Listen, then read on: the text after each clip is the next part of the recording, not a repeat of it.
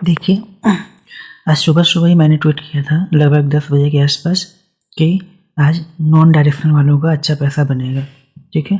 और उस समय जिन्होंने नॉन डायरेक्शनल प्ले किए होंगे, स्ट्रेडल बनाए होंगे, स्ट्रैंगल बनाए होंगे, तो उनको आज अच्छा प्रॉफिट देखने को मिला होगा।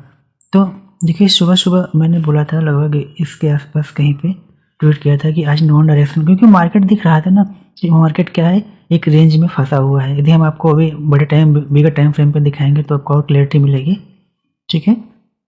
तो और फिर मैंने लगभग इसी के आसपास मैंने ये भी बोला था कि मार्केट में एक बुलिश मोमेंटम की अपॉर्चुनिटी दिख रही है।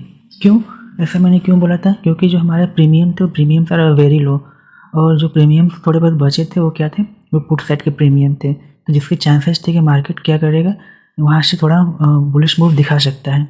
तो इस कैंडल के बाद देखिए मार्केट ने, चूँकि मार्केट का सेंटीमेंट बेरिश है और मार्केट पे सेलर इस समय हावी है, मार्केट पे सेलिंग का प्रेशर बना हुआ है, तो मार्केट कोशिश तो कर रहा है ऊपर जाने का, क्योंकि जब कोशिश तो ऊपर करने लेकिन जा नहीं पा रहा है क्योंकि इतनी अधिक प्रेशर की वजह से।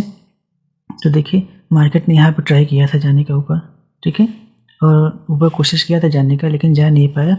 और मार्केट तो यहाँ से ऊपर कोशिश किया जा नहीं पाया, लेकिन सेलर्स ने उसको नीचे ज़बरदस्ती दबाने की कोशिश कर रहे थे, तो जिसकी वजह से दोनों में फाइटिंग हुई और मार्केट क्या हुआ, साइडवेज निकल गई। यदि आप यहाँ पे सोचे कि पुट बाई करके आप यहाँ पे आके कुछ पैसे बना लेंगे तो ऐसा पॉसिबल नहीं था, क्योंकि यहाँ तक आते आते यहाँ से लेके यहाँ तक आते आते आपका पूरा थीटा डीके होके सब आपका प्रीमियम स्वाहा हो जाता, ठीक है।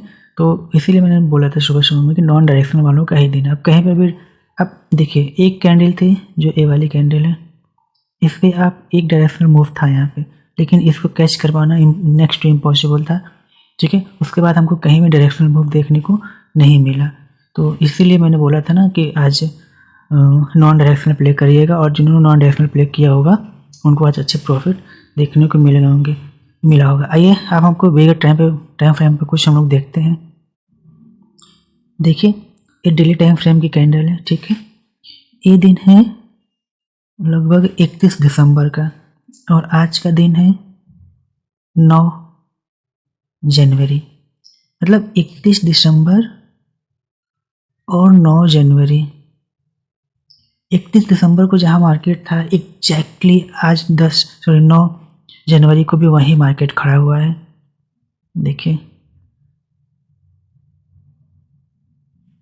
एग्जैक्ट एकदम वहीं पे मार्केट खड़ा हुआ है। तो अब क्या हो सकता है?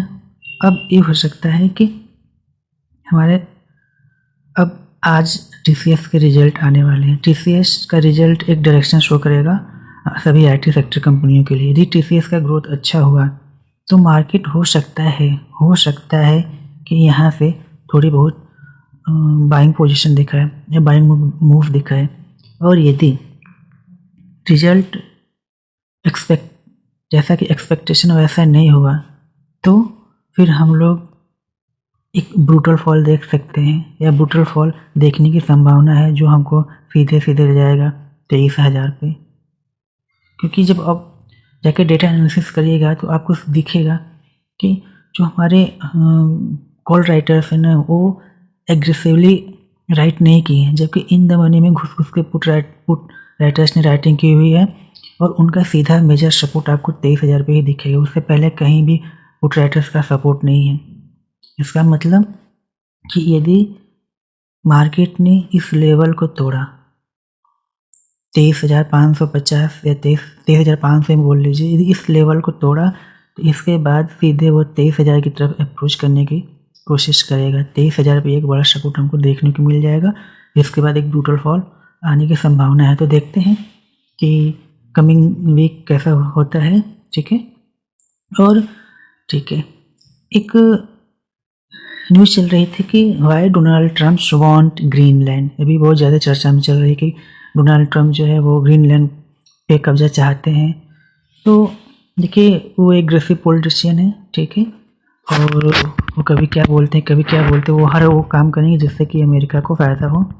तो एक यदि हम क्यों चाहते हैं, तो यदि हम अपना एक एंटिसिपेट करने की कोशिश करें तो देखिए, जैसा कि एलन मस्क और डोनाल्ड ट्रम्प के दोस्ती बहुत गहरी है, तो इनको प्रेसिडेंट बनाने के लिए उनका पूरा योगदान रहा है। तो ग्रीनलैंड क्यों चाहते हैं, इसका एक कारण ये हो सकता है कि इलोन मस्क की जो बिजनेस है वो इलेक्ट्रिक व्हीकल पे ज़्यादा फोकस करते हैं। ठीक है, उनके कार्य होंगे, उनके जितने भी चीज़ें होंगी, जितने भी जिन चीज़ों का प्रोडक्शन करते हैं वो सब इलेक्ट्रिक इक्विपमेंट बेस्ड है। ठीक है, और ग्रीनलैंड एक ऐसी कंट्री है जो हाई रिच है in the mineral, in terms of जितने भी चीज़ें इलेक्ट्रॉनिक्स में यूज होती हैं, जैसे इधर बैटरी ले तो वहाँ पे ग्रेफाइट बहुत ज़्यादा मिलती है ग्रीनलैंड में, और यूथियम करके भी एक कोई मिनरल्स है वो भी। तो ये सब पार्ट्स ये सब मिनरल्स, रॉ मिनरल्स ज़्यादा अवेलेबल हैं इन ग्रीनलैंड में, जो कि जैसे कि हमको बैटरी बनानी है तो उसके लिए जो भी चाहिए वो वहाँ पे हाई क्वांटिटी में रॉ मटेरियल हमको अवेलेबल है। रिच कंट्री है इन मिनरल्स। ठीक है, तो एक व्यू हो सकता है कि यदि उनको ग्रीनलैंड मिल जाता है तो वहाँ से उनके जो एलन मस्क के बिजनेस में एक सपोर्ट का काम कर सकता है। और दूसरा रीजन ये हो सकता है कि अमेरिका की एक मिलिट्री को और स्ट्रॉन्ग करने की तरफ एक कोशिश हो सकती है, क्योंकि वहाँ से वो यूरोप वगैरह और अमेरिका का जैसे कैलिफोर्निया वगैरह के साइड का एक क्लोजेस्ट पॉइंट है ग्रीनलैंड, जहाँ से कि वो अच्छे से नज़र रख सकते हैं। तो ये दो रीजन की लग रहा है, जिसमें सबसे अधिक वैलिड रीजन जो हमको समझ में आ रहा है वो तो यही लग रहा है कि एलन मस्क को सपोर्ट करने के लिए, उनके बिजनेस को प्रमोट करने के लिए, वहाँ पे जो रॉ मिनरल्स हैं उसको लेने के लिए, जो कि एलन मस्क के बिजनेस को सपोर्ट करेगा, यही एक वैलिड पॉइंट लगता है कि ट्रम्प उसको क्यों चाहते हैं। अब ये तो हम लोग एंटिसिपेट ही कर सकते हैं, अब आगे क्या होगा देखते हैं। ठीक है, और कल के एनालिसिस हम बता दें कि यदि ये लेवल टूटता है तो फिर हमारा जो सपोर्ट 23,000 पे है, जो वहाँ तक के, अब वो 23,000 एक दिन में आएगा 2 दिन में आएगा हम लोग नहीं जानते हैं, कोई कुछ नहीं बोल सकते इसके लिए। अभी कंपनियों का रिजल्ट कैसा आएगा उस पर भी बहुत कुछ डिपेंड करता है, तो देखते हैं क्या होता है। ठीक है, चलिए, हमारी वीडियो अच्छी लगे तो लाइक ज़रूर कर दीजिएगा, और ठीक है, मिलते हैं फिर, तब तक के लिए थैंक यू।